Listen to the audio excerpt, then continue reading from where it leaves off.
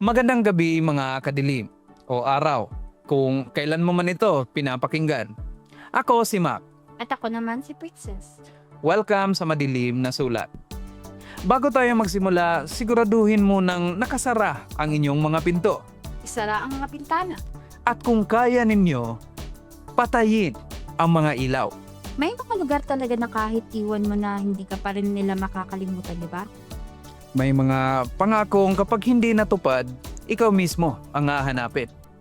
Yung gabi, samahan niya sina Lance at Maya, 2 taong iniwan ng kanilang probinsya upang magsimula ng panibagong buhay sa Maynila.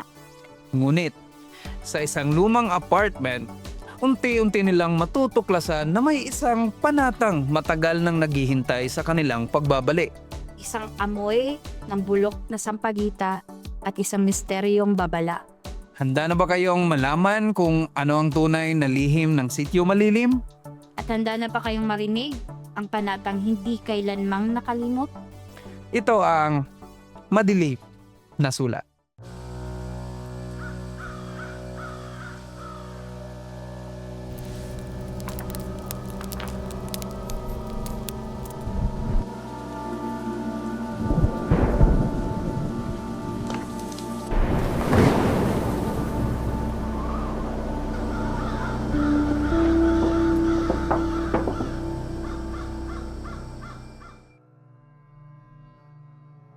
Sa Maynila, may mga gabing hindi lang basta gabi. May mga gabing parang may kasamang nagbabantay sa dilim. Naghihintay, nakatingin, nakangiti. Ganito ang gabi ngayon. Ulan na parang walang hangganan. Simoy ng hangin na mabaho. Hindi amoy alikabok. Hindi amoy kalye. Kundi amoy sa pagitang sirana. Bulok na parang may bangkay na nakatago sa ilalim ng bawat kwadradong metro ng lupa. At sa gitna ng ulang iyon, may 2 taong tumatakbo. Hindi lang sa ulan, kundi sa isang bagay na mas mabigat, mas malalim, mas matagal nang naghihintay sa kanila. Sina Lance at Maya, mula sa Sitio Malilim sila nanggaling. Isang sulok ng probinsya na kahit ang mapa ay parang ayaw silang isama sa listahan. Doon, may isang panata na ginawa ng matatanda noon. Isang usaping hindi dapat kinalimutan. Pero ngayon, nakalimutan na nila. At ang mga bagay na nakalimutan, minsan ang siya pa ring may pinakamahabang alaala. Diyos ko po, ang lakas talaga ng ulan ha. Parang gustong-gusto tayong lunurin ng langit. Kung hindi ka lang natakot sa unang jeep na sumakay tayo hindi tayo dapat naghintay pa ng 1 oras sa terminal. Sabi ko na kasi sa'yo, sumakay na tayo agad. Hoy, hindi ako natakot. May nakita lang akong kakaiba sa unang driver, okay? Yung mata niya parang... Parang ano, Lance? Parang multo? Diyos ko po, tumigil ka na nga. Basang-basa na nga ako, gutom na ako. Tapos kailangan nating maghanap ng matutuluyan bago tayo malamigan hanggang buto. Sa dulo ng isang makipot na eskinita sa Sampaloc, may isang lumang apartment na nakatago. Parang ayaw makita. Parang ayaw madatnan. 3 palapag ang taas nito. May mga bintanang sira ang salamin at ang haligi nito'y kumakalyo na sa dami ng taon. Doon sila patungo. Doon sa apartment na yon may naghihintay ng mas matagal pa sa kanilang paglalakbay. Ito na siguro to. Rosing Apartments. Nakakatakot naman ang pangalan. Ang tanga mo naman, Lance. Pangalan lang yan ang maaari, hindi horror movie. Alam ko naman yon. Sinabi ko lang kasi, kakaiba lang talaga yung dating eh.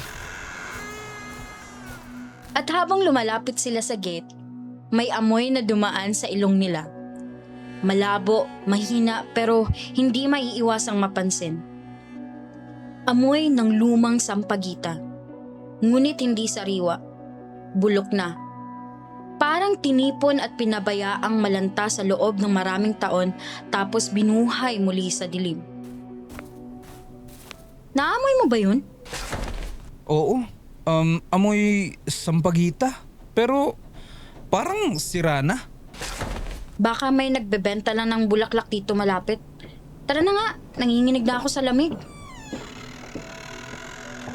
Sa may pintuan ng unit sa ground floor, may isang matandang babae na nakaupo sa kanyang silyang debrasong kahoy.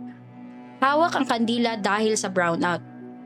Ang mukha niya ay puno ng kunot, hindi lang dulot ng katandaan, kundi ng bagay na alam lamang niya. Sinang Rosing, ang may-ari at ang tanging tumatanggap sa kanilang pagdating.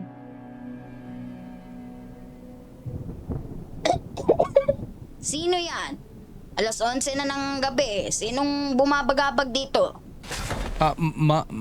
Ate, nanay, kumusta po? Kami po yung tumatawag kanina. May units po ba kayong bakante? Kami po ni Maya. Galing po kaming probinsya. Maghahanap buhay dito sa Manila. Probinsya? Saan? Sa sityo Malilim po, malapit sa Quezon. Sa sandaling iyon, may bagay na bumago sa hangin. Hindi ito imahinasyon.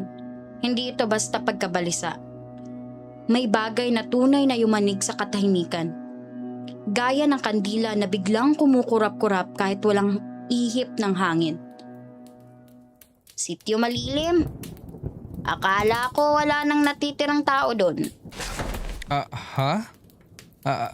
Oo nga po. Medyo liblib talaga yung amin eh. Kaya nga po kami lumipat dito.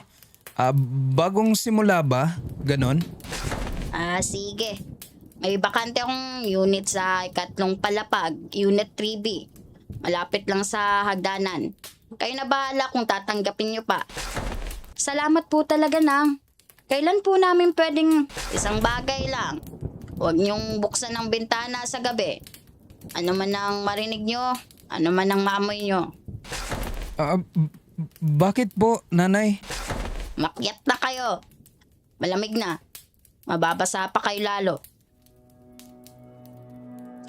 Habang umaakyat sila sa madilim na hagdanan, may mga bagay na hindi nila napansin.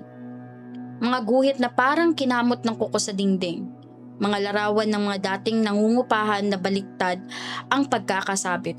At ang haplos ng amoy sampagita na lalong lumalakas sa bawat baitang. Sa ikatlong palapag, may isang unit na may bukas na pinto. Doon sa tapat ng Unit 3B, may isang taong naghihintay. Hindi upang saktan sila, kundi upang balaan. Ay, ang ganda! Mga bagong kapitbahay. Hala, ang basa-basa nyo naman, ate ko. Halika. May tuwalya ako dito. Ay, salamat po kuya. Ay, ate, beauty na lang. Beauty ang tawag sa akin dito. Dating Bernardo pero ayoko na yun. Ang bagot.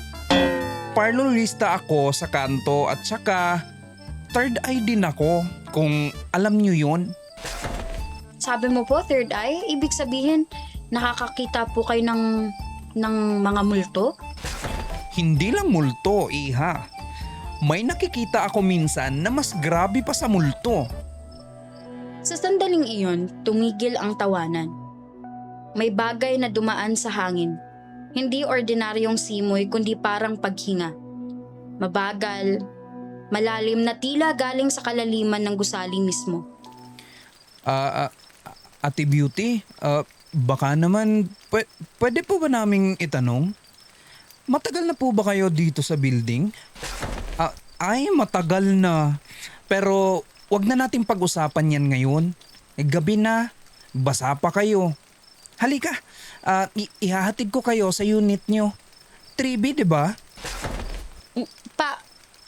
Paano niyo po nalaman? Kasi wala nang ibang bakante dito. Isa lang yun.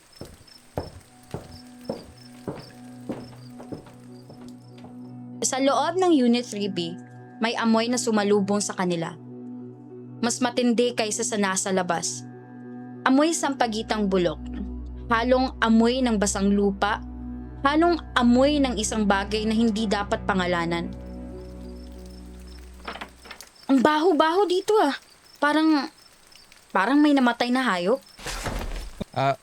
Siguro, siguro luma lang talaga yung unit. At siguro wala nang naglilinis dito nung matagal ng panahon. Dito na lang ako sa labas maghihintay ha. Ayoko pong pumasok. Basta kung sakaling may marinig kayong kakaiba sa gabi, huwag niyong sasagutin. Huwag din kayong sasagot kung tatawagin ang pangalan niyo.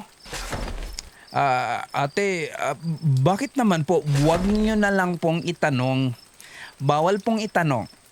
Basta maligayang pagdating sa Rosing Apartments. At sa loob ng silid na iyon, naiwan sina Lance at Maya. 2 taong tumakas mula sa isang panata na akala nila'y natapos na. Ngunit ang mga panata sa Sitio Malilim ay hindi natatapos. Sumusunod lamang sila, naghihintay, at sa gabing iyon sa Unit 3B, nagsimula na ang paghihintay na iyon na muling magbunyag ng sarili. Sige na Lance, ayusin mo na yung gamit natin. Hahanap ako ng kandila kung sakaling mawalan na naman ng kuryente. Maya, di ba kakaiba yung sinabi ni Ate Beauty kanina? Yung bawal daw kapag may tumawag ng pangalan natin? Baka gustong takutin lang tayo nun para maganda yung kwento niya. Marites yun eh, di mo ba napansin? Type niya siguro dramahan lahat. Oo nga, siguro. Pero yung amoy at yung sinabi rin ni Nang Rosing tungkol sa bintana. Lance, alam mo ba kung bakit tayo umalis sa Sitio Malilim? Para makatakas tayo sa mga ganyang kwento, mga multo, mga panata, mga sumpa. Dito sa Maynila, wala nang ganyan. Puro tao lang, puro traffic, puro buhay normal. Katok ba yun? Ulan lang yan, Lance. Sanga ng puno siguro na tinatamaan ng hangin. Ngunit walang puno sa labas ng bintanang iyon. Walang sanga. Wala kahit anong bagay na dapat gumagalaw sa taas ng 3 palapag. Tanging dilim lamang at sa dilim na iyon may mga bagay na tumitingin pabalik.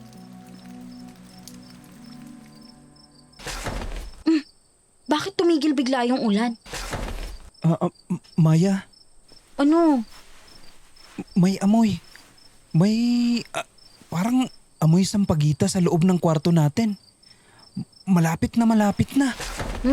Ang bango. Ay, hindi. Ang baho. Ano ba talaga to?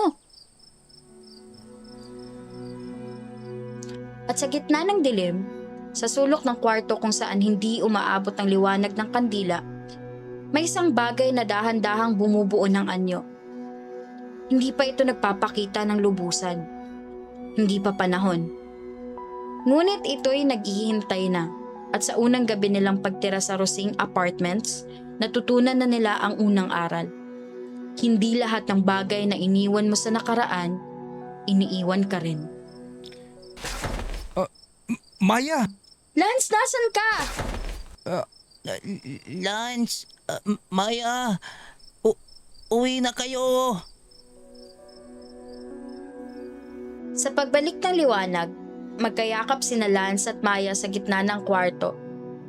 Hingal na hingal at nanginginig sa takot.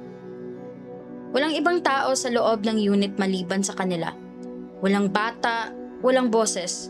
Ngunit alam nilang parehas na narinig nila ito at ang boses na iyon kahit paano ay parang pamilyar. Pamilyar dahil ito ang parehong boses na naririnig nila sa kanilang mga panaginip mula pa noong iwanan nila ang Sitio Malilim. Ang panata ay hindi nagtatapos sa layo ng distansya. Sumusunod ito at ngayong gabi sa Rosing Apartments, opisyal na itong nakahanap ng bagong tahanan. 11:00 na ng gabi sa Rosing Apartments at may bagay na dumadaan sa hangin. Hindi lang lamig, kundi isang bagay na mas malalim pa sa lamig. May mga ambon na sumisingit sa mga bitak ng hagdanan, mabagal, mapurol, parang usok na hindi dapat naroroon sa loob ng gusali. Kumakapit ito sa mga dingding, dumudulas sa ilalim ng mapintuan at humahaplos sa mga sahig na kahoy na kumakalat sa katandaan. At sa gitna ng hamog na iyon, may naglalakad. Isang lalaking hindi pa rin sigurado kung natutulog siya o gising. Dala-dala ang basurang gustong iwaksi. Hindi alam na may bagay na mas mabigat pa ang kanyang kinakaladkad papalabas ng kanilang unit. Ayoko na talagang lumabas mag-isa. Pero eto na nga't naiwan ko pa yung basura sa loob. Langya naman, amoy na to.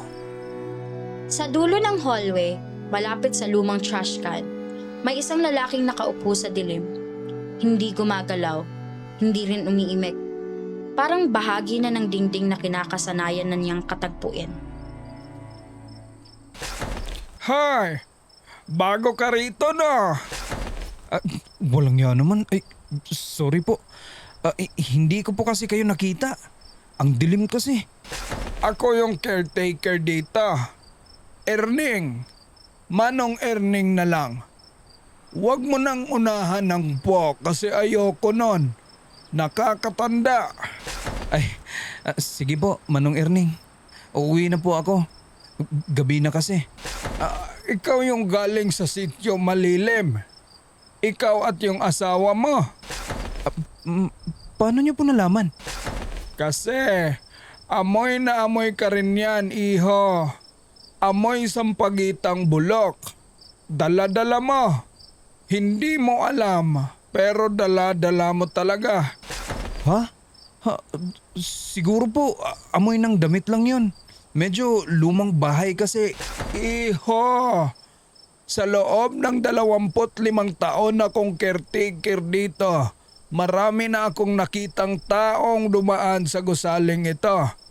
Marami nang umalis, pero may mga hindi rin umalis kahit gusto na nila.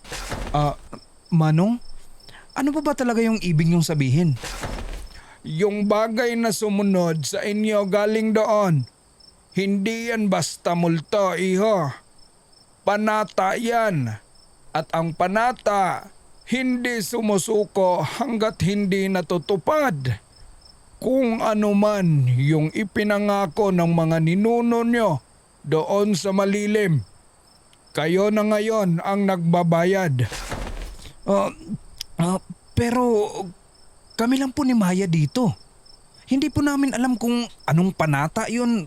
Wala pong nasabi sa amin. Yan ang problema sa mga panata, iho. Hindi mo kailangang malaman para masaklolohan ka. Basta may dugong dumadaloy sa'yo na may pangako, kasama ka na. Manong Erning, sandali po. Nag-iisa si Lance sa hallway. Ang hamog ay lalong lumalapot sa paligid niya. Parang nagsisimulang kumapit sa kanyang mga binti at gustong hilahin siya pababa sa dilim ng gusali. Sa loob naman ng Unit 3B, may nangyayaring iba pang bagay. Isang bagay na hindi pwedeng ipagpawalang bahala. Lance? Lance, ikaw ba yan? Bakit ka kumakatok sa labas? Nasa 3rd floor Naglakas loob si Maya na lumapit sa salamin. At sa likod ng manipis na kortina, may anino. Hindi malinaw, hindi kompleto. Parang gustong magpakita pero hindi pa handa. Sinong nandyan? Lance? Lance, pumasok ka nga dito agad. Maya, anong nangyari? May kumakatok. Nandyan sa labas ng bintana pero 3rd floor tayo, Lance. Paano? Wala nang tao dyan, Maya. Tingnan mo. Wala na. May naramdaman ako, Lance. May bagay na tumitingin sa akin. Hindi yun Ay, Diyos ko po. Narinig ko yung sigaw. Okay lang ba kayo? Ako to, si Aling Marites, kapitbahay niyo sa room 302. Ay, hi po, Aling Marites. Okay lang po kami, medyo nagulat lang po kami sa ingay sa labas. Naku, sabi ko na nga ba. Kaya pala ang lakas ng sigaw nyo. Akala ko naunahan na naman kayo nung... wala. Basta okay lang kayo, yun ang mahalaga. Aling Marites? Naunahan na naman? Ano pong ibig sabihin yan? Ano kasi, iho. Hindi ko dapat sinasabi to pero alam nyo bang ito yung unit kung saan nawala si Ligaya? Sino po si Ligaya?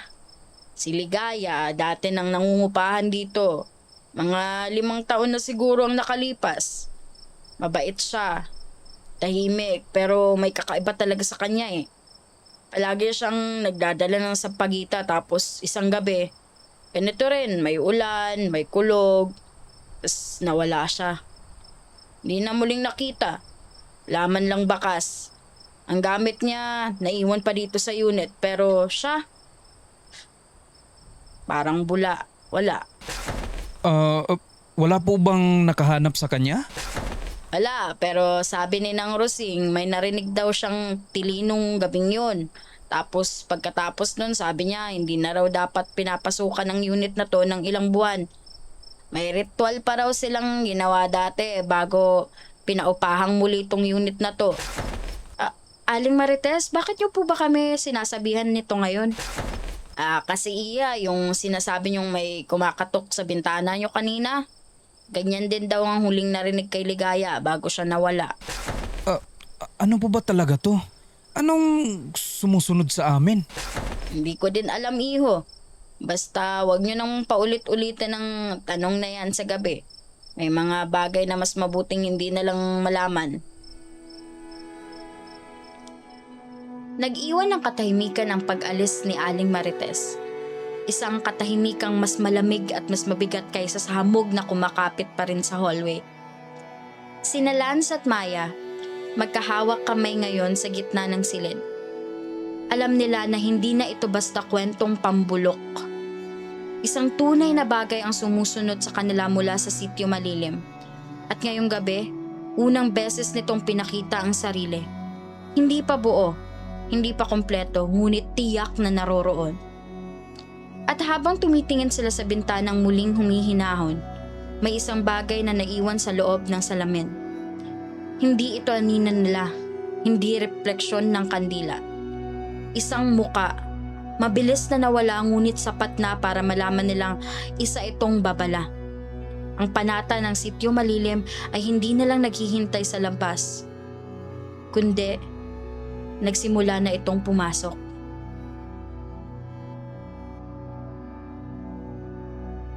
Alauna na ng umaga. Ang oras na ito, sabi ng mga matatanda ay hindi na oras ng tao. Ito na ang oras ng mga bagay na naghihintay lamang sa dilim upang gumising. Ang oras kung kailan ang manipis na tabing sa pagitan ng mundo natin at ng kabilang panig ay nagiging mas manipis pa at halos hindi na kayang pigilan. At sa Rosing Apartments sa gabing iyon, ang tabing na iyon ay unti-unti nang napunit. Dahan-dahang gumagapang ang isang bagay na maitim sa ilalim ng mga pintuan. Hindi tubig, hindi langis kundi isang likidong parang may sariling buhay. Parang dugo ng isang bagay na matagal nang patay ngunit ayaw pang tuluyang mawala. Lance? Lance, gising ka pa ba? Oo. Hindi ako makatulog. Parang may bumabantay sa atin. Alam mo yun? Ako rin eh. Kanina pa parang may narinig akong kumakalmot. Parang nasa loob ng dingding. Narinig mo din ba yun? Oo, simula pa kanina pero tumataas yung tunog. Parang papalapit. At habang nakikinig sila, dahan-dahang lumiliko ang kalmot na iyon. Hindi na basta kalmot ng daga o ipis kundi tila mga kuko na dinadaanan ng buong haba ng dingding. Mula sa kanilang ulunan, pababa sa sahig, tila may bagay na naghahanap ng paraan papasok. Maya, hindi sa atin ang hininga na yan. Lance! Ang sigaw na iyon ay hindi galing kina Lance at Maya. Galing ito sa Unit 3C, kung saan naninirahan si Beauty, ang parlorista at may kakayahang makakita ng higit pa sa nakikita ng ordinaryong mata. At sa gabing iyon, mas marami siyang nakita kaysa sa gusto niya. Diyos ko po! Diyos ko po, tulungan niyo ako! Tumakbo palabas si Beauty ng kanyang unit. Ang buhok niya ay magulo. Ang muka'y puti sa takot. At sa kamay niya ay may hawak na maliit na santo na kanina lamang ay nakasabit sa kanyang salamin. Sa likod niya, sa loob ng kanyang kwarto, lahat ng salamin, malaki man o maliit, ay nagkabitak-bitak na parang sabay-sabay na tinamaan ng malalakas na tunog. Lance! Maya! Buksan niyo ang pinto! Pakiusap! Buksan niyo! Ate Beauty? Ano nangyari sa'yo? Ang salamin ko! Lahat ng salamin ko biglang nabasag! Wala akong hinawakan! Wala akong ginalaw! Tapos bigla na lang... Tapos may narinig ako. May naririnig akong kanta pero hindi normal na kanta. Parang daing. Parang panalangin sa lumang wika. Hindi ko maintindihan pero alam kong galing sa malayong lugar eh. Galing sa probinsya. Ate, anong klaseng kanta? Parang tugtugin ng mga matatanda? Oo, iha. Parang orasyon. Parang panata. May narinig akong salitang malilim. Paulit-ulit. Malilim. Uwi na kayo. Malilim. Narinig niyo ba yun? Sa gitna ng katahimikang iyon na pinutol ng takot, unti-unting dumadaloy ang maitim na likido mula sa ilalim ng pintuan. Mabagal, mapurol, tila may buhay na naghahanap ng paraan papasok. Amoy nito ay hindi lamang sampagitang bulok. May halong bakal, may halong lupa, may halong isang bagay na matagal nang inilibing ngunit ayaw pang manatili sa lupa. Ay! Lance, tingnan mo yan! Ano? Ano yan? Bakit may itim? Bakit sa nakikita ng third eye ko, iho, hindi yan tubig. Hindi yan langis. Dugo yan. Dugo ng panata. Sa dilim na bumabalot sa buong ikatlong palapag, may bagay na dahan-dahang gumagalaw. Hindi ito panganib na nakikita, kundi panganib na naririnig, naaamoy at nararamdaman. Ang mga anino sa dingding na dating tahimik lamang na larawan ng liwanag ng kandila ay unti-unting kumikilos ng mag-isa. Humahaba, umiikot, tila mga kamay na naghahanap ng bagay na hahawakan. Lance! Yung anino! Yung anino natin gumagalaw pero hindi naman tayo gumagalaw. At sa buong ikatlong palapag, halos sabay-sabay nagsisimulang gumising ang lahat ng nangungupahan sa tunog ng kanilang mga pinto na kumakalabog.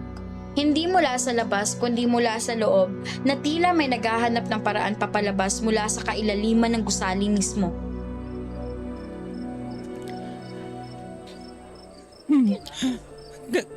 Kailangan niyong sabihin sa akin. Ano ba talaga ang nangyari sa sitio Malilim? Anong panata ang tinutukoy nila? Hindi ko alam, ate.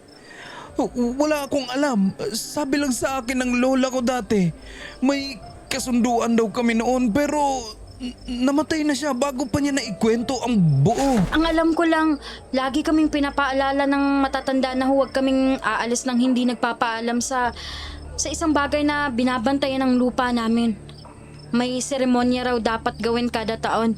Pero nang umalis kami dito sa Maynila, hindi na kami nakagawa ng seremonya.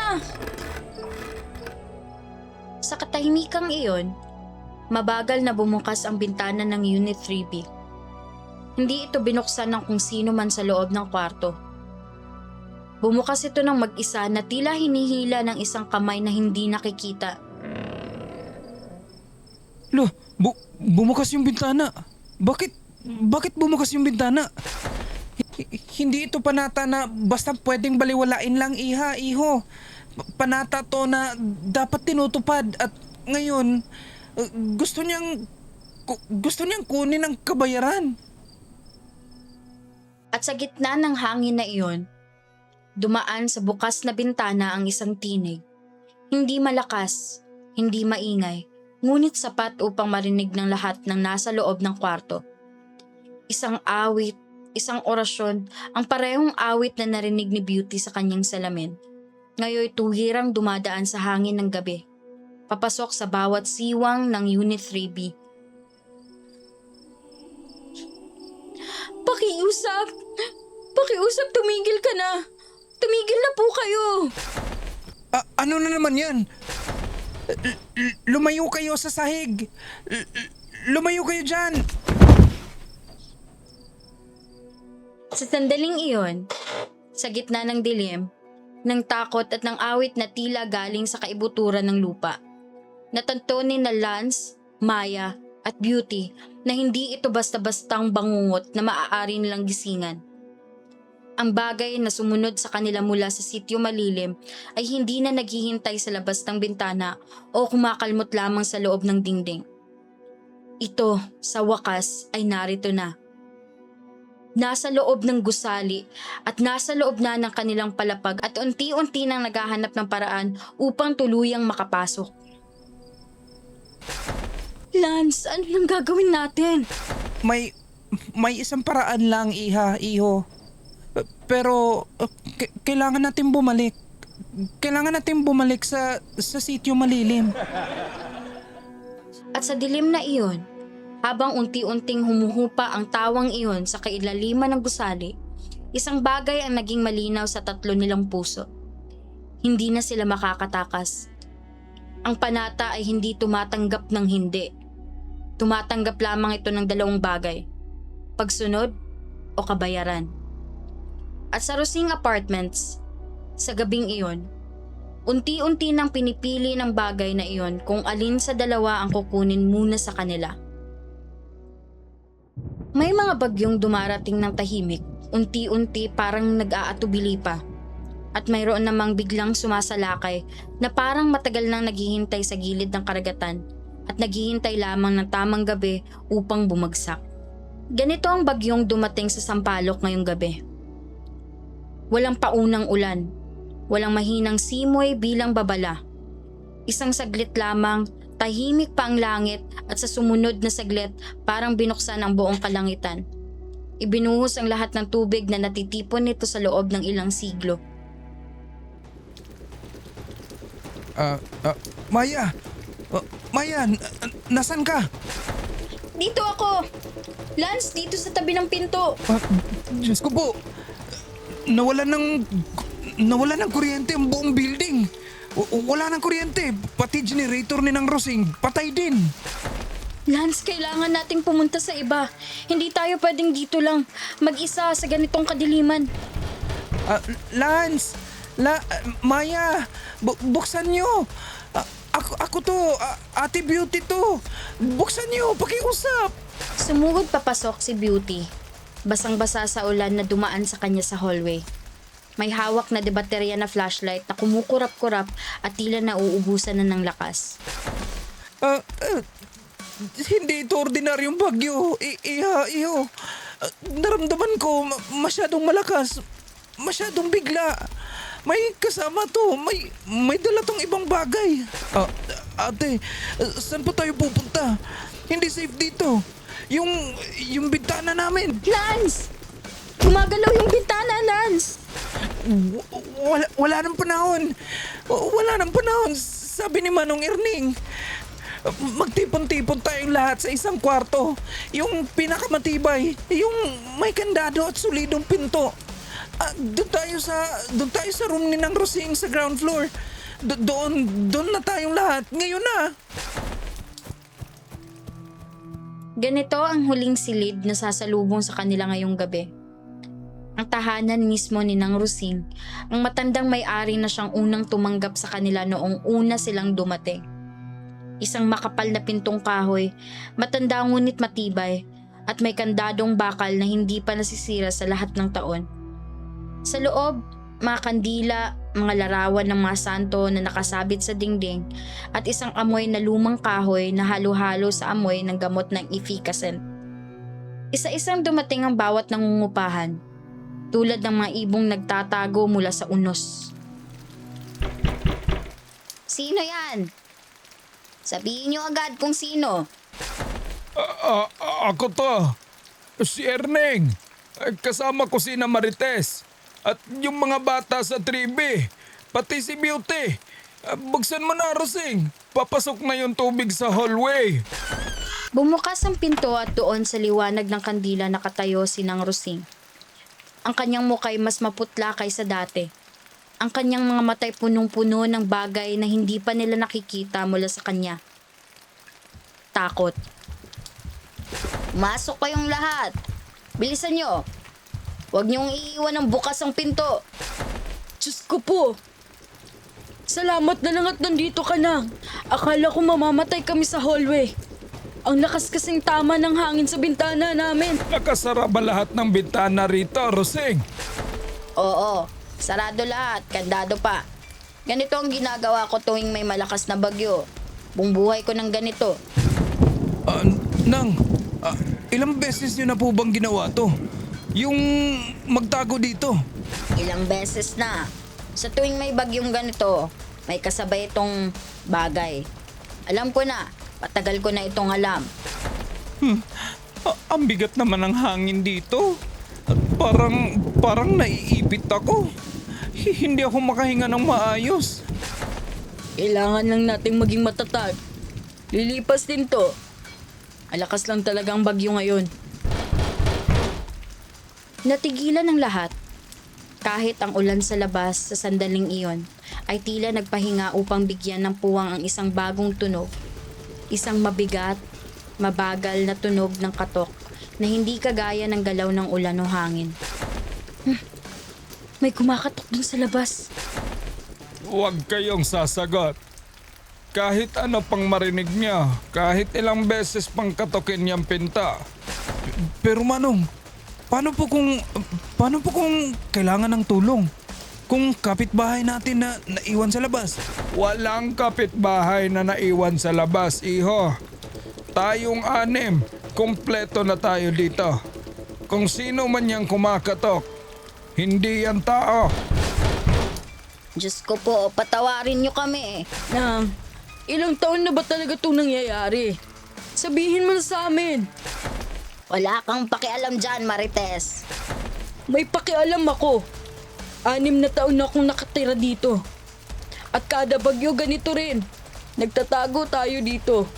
Nagpapanggap na normal lang lahat kinabukasan. Alam mo bang tinatanong pa ako ng mga tao sa palengke kung bakit walang gustong tumira sa apartment na to ng matagal? Kasi yan ang tanging paraan para tayo ay mabuhay.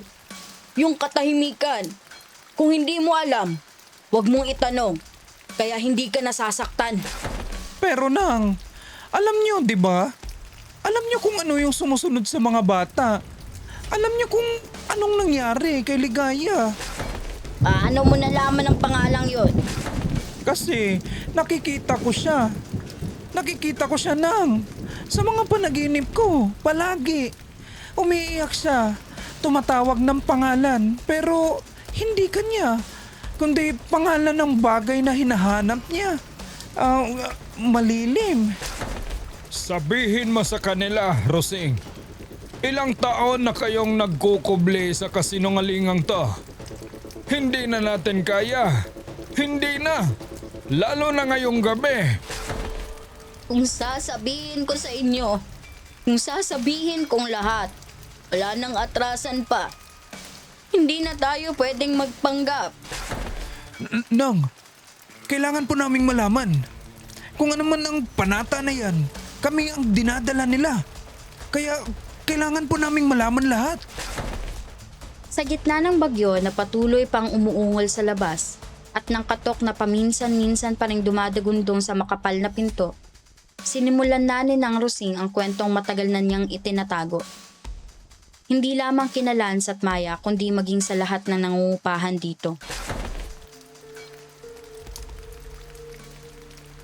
Bago pa ako maging may-ari ng gusaling ito, mayroon ng panata sa lupang ito. Bago pa itayo tong Rosing Apartments, may sinaunang kasunduan dito. Kasama ang mga tao ng Sitio Malilim. Isang beses sa loob ng maraming taon, may dumarating dito na mula roon. Hindi bagay na basta pagkakataon kundi dahil ang lupang ito, kahit saan pa ito ilipat sa mapa, kasama sa parehong pangako. Anong pangako po? Dati, bago dumating ng gera, bago pa magkaroon ng Manila na kilala natin ngayon, ay isang paring nagtatag ng simbahan sa Sitio Malilim. Ngunit ang lupa doon, sabi nila, ay hindi ordinaryong lupa.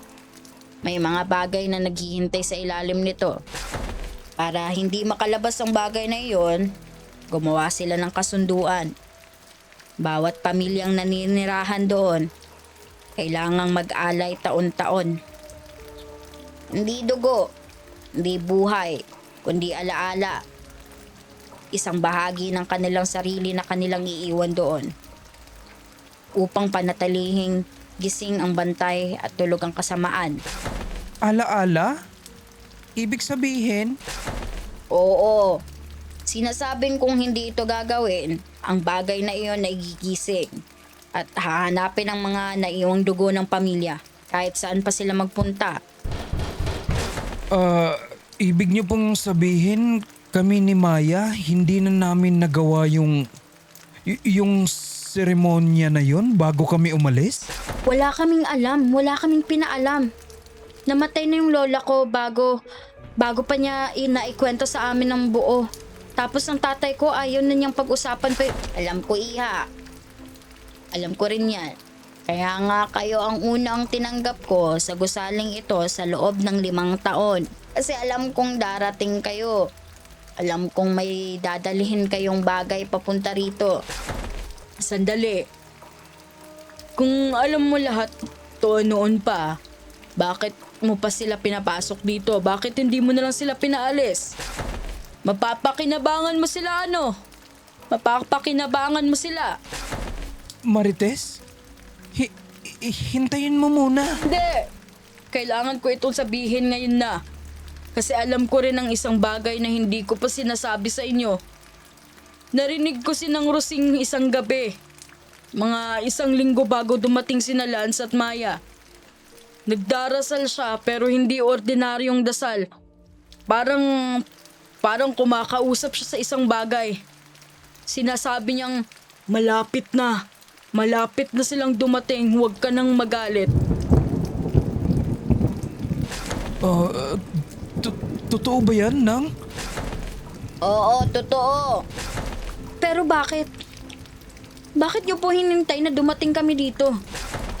Kasi ang gosaling ito, itinayo ito sa ibabaw ng bahagi ng lupang iyon.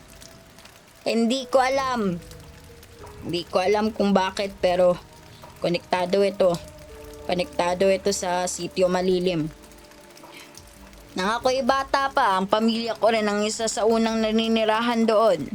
Umalis din kami, matagal na. At nang wala nang gumawa ng ritual, nagsimula na ring bumangon ang mga bagay na iyon dito.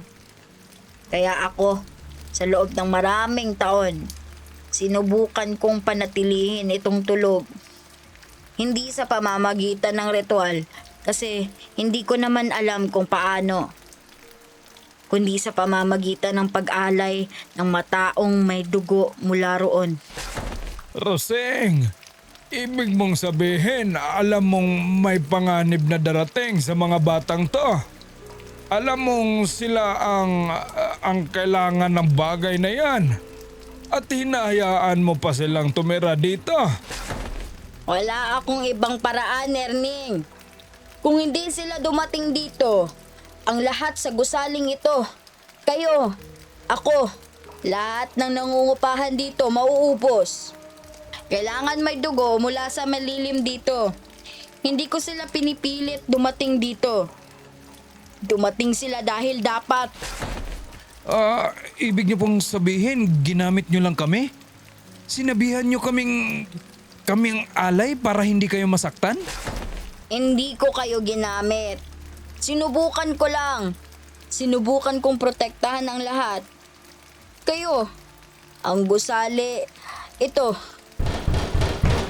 Sa loob ng makitid na kwarto, ang init ng galit ay nagsimulang lumagpas sa tao. Sapagkat sa labas, Tila naririnig na rin ng bagay na iyon ang bawat lihim na binubuksan sa loob at lalo itong tumitindi. Tumigil kayong lahat. Naririnig niya tayo. Naririnig niya ang lahat ng sinasabi natin. Bakit tumigil? Ang katahimikang iyon ay hindi katahimikan ng pagkalma, kundi katahimikan ng paghinga. Tila may mga bagay sa labas ng pinto na dahan-dahang lumalapit. Dahan-dahang nakikinig at ngayon naghihintay ng tamang sandali. May naririnig ba kayo? Roseng, buksan mo na. Alam kong nandyan ka. Alam kong nandyan silang lahat. Diyos ko po, patawarin niyo ako. Patawarin niyo akong lahat. Roseng, kailangan mo nang sabihin sa amin ang lahat. Ngayon na, wala nang panahon para sa lihim. May isang paraan para mapatulog ulit siya. Hindi ito ang unang beses na nagising siya ng ganito. May ritual na kailangang gawin. Dapat gawin sa loob ng gabing ito rin, bago sumapit ang unang liwanag ng umaga. Anong klaseng ritual? Kailangan ibalik ang bagay na dinala mo mula sa sitio malilim. Hindi bagay na hawak-hawak, kundi bagay na dala mo sa sarili mo. Alaala, kasalanan, isang bagay na tunay na sa iyo. Hindi ko po maintindihan. Manang, anong ibig niyong sabihin?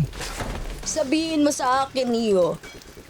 Bakit ba kayo talaga umalis sa sitio malilim? Ang totoong dahilan, hindi yung sinabi mo dati kay Erning tungkol sa bagong simula. Kasi may nangyari. Bago kami umalis, may bagay na nangyari na hindi ko masabi kay Maya. Hindi ko pa nasasabi kahit kanino. Lance? Anong sinasabi mo? At sa sandaling iyon, sa gitna ng dilim, ng bagyong hindi humuhupa at ng katok na maaaring bumalik anumang oras, nakaharap si Lance sa katotohanang matagal na niyang itinatago.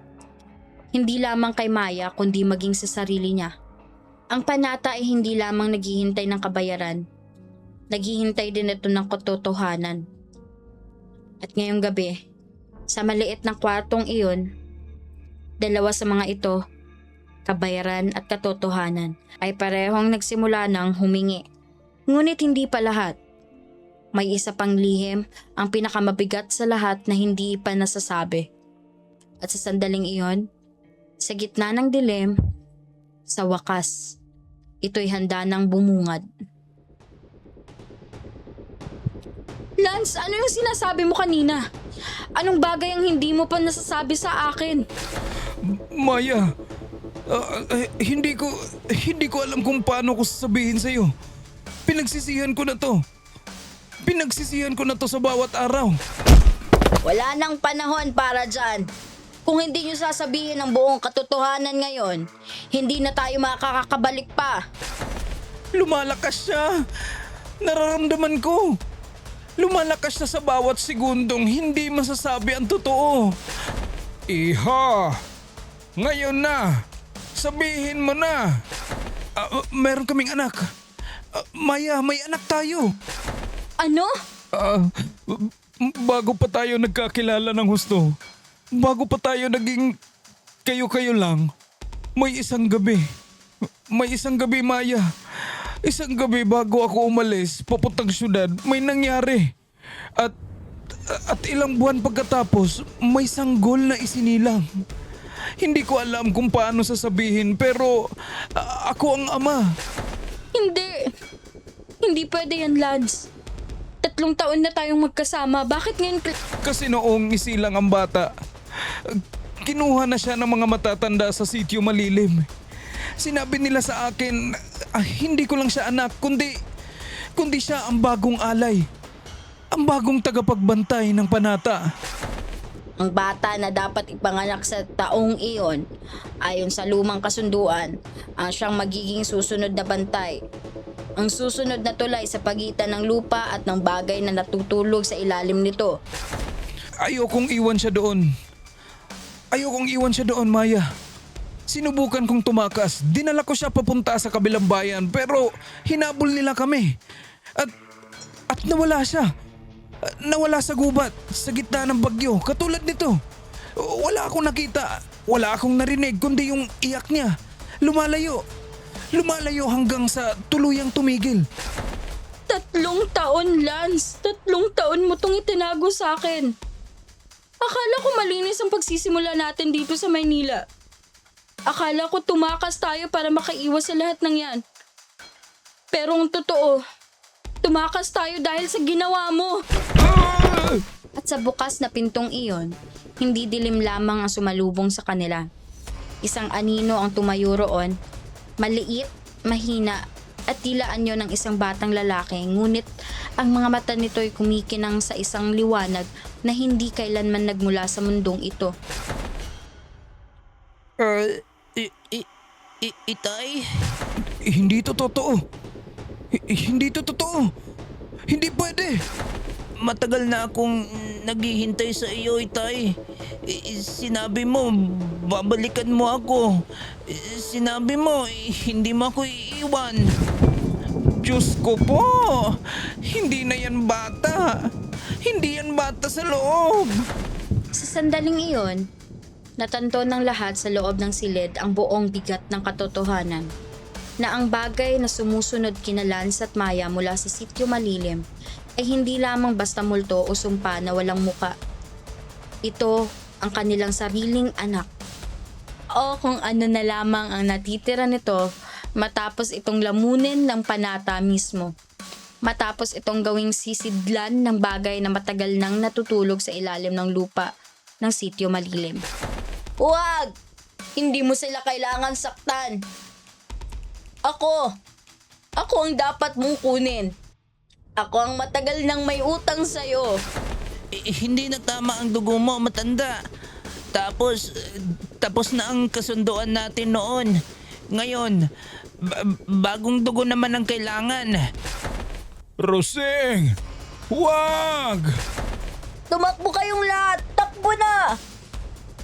Ngunit hindi na kaya ni Nang Rosing pang tumayo. Sa sandaling iyon, kumapit sa kanyang mga binti ang isang bagay na maitim. Gumagapang, gumugulong na parang dagundong ng alon. Hinihila siya papalapit sa anino na tumatayo pa rin sa may pinto.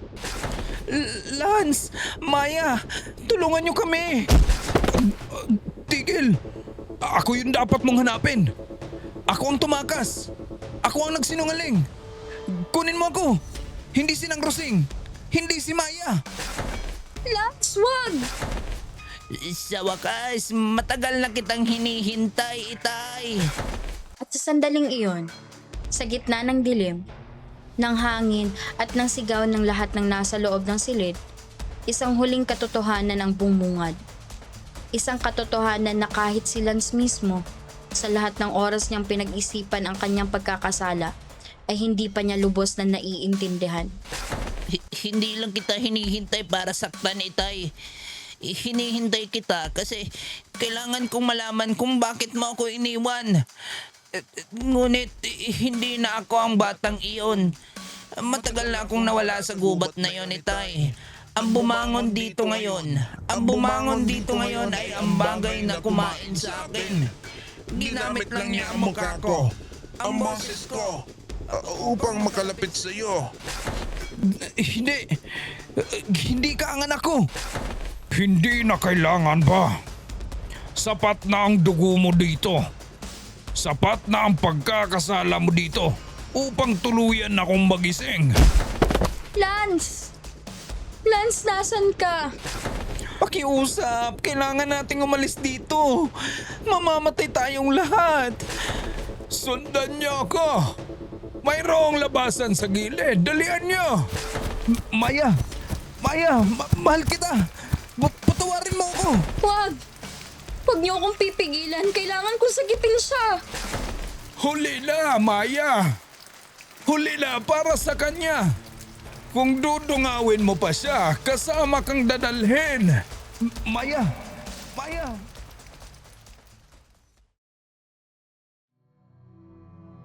At sa sandaling iyon, sa gitna ng dilim na unti-unti nang nagbibigay daan sa unang sinag ng madaling araw, tumigil ang lahat. Ang hangin, ang ulan, at ang mga sigaw. Nang muling magningning ang unang liwanag sa kalangitan, wala nang bakas ng bagay na sumasalakay sa kanila. Wala nang anino, wala nang maitim na likidong dumaloy sa sahig. Wala nang boses na tumatawag mula sa dilim. Tanging ang bukas na pinto na lang ng silid ni Nang Rosing, ang basang sahig at ang katahimikang mas mabigat kaysa sa anumang sigaw. Iyon lamang ang naiwan. At si Lance, wala na siya. Tuluyan nang nawala tulad ng anak niyang matagal nang inagaw ng dilim ng sityo malilim. Ang panata, sa huli, ay hindi humihingi ng bulaklak o ng kandila o ng dasal na sinasambit sa gabi. Ito'y humihingi ng katapatan, at kapag nasira ang katapatang iyon, kapag may nagtatago, may umiiwas, may tumatakas sa utang na dapat sana'y binayaran ng tapat, ang panata ay hindi na lang basta naghihintay. Naghahanap na ito. At kapag natagpuan na nito ang sinungaling, hindi na ito bibitaw. Buhay pa rin sila. Sina Maya, si Beauty, si Manong Orning, si Aling Marites, at si Nang Rosing. Kahit malayo pa sa lubos na paggaling. Ngunit alam nilang lahat, sa kaibuturan ng kanilang puso, na wala ng tunay na katapusan. Sapagkat sa gabing iyon, habang unti-unting bumabalik ang liwanag sa kalangitan ng sampalok, may naiwang isang bagay sa gitna ng silid. Isang maliit na sampagitang namumulaklak sa gitna ng basag na sahig. Hindi bulok, hindi lanta, kundi sariwa at tila bagong pitas.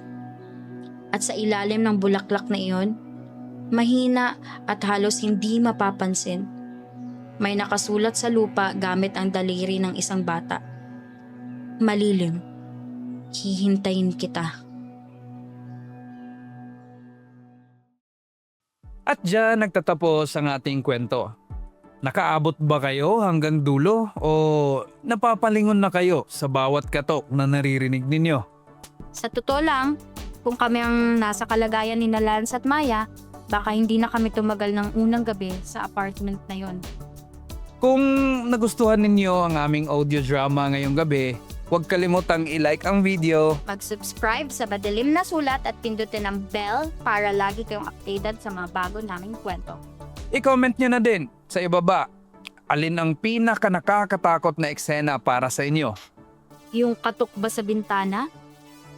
Ang amoy ng bulok na sampagita o ang lihim na panata ng sityo malilim? Sa muli, ako si Mac. At ako si Princess. Maraming salamat sa inyong pakikinig. At tandaan, Hindi lahat ng bagay na iniwan mo, ay tuluyan ka ring iiwan. kaya kung sakaling may maaamoy kayong bulok na sampagita, At may marinig kayong kumakatok sa bintana, kahit nasa ikatlong palapag pa kayo, wag na wag kayong lilingon. on.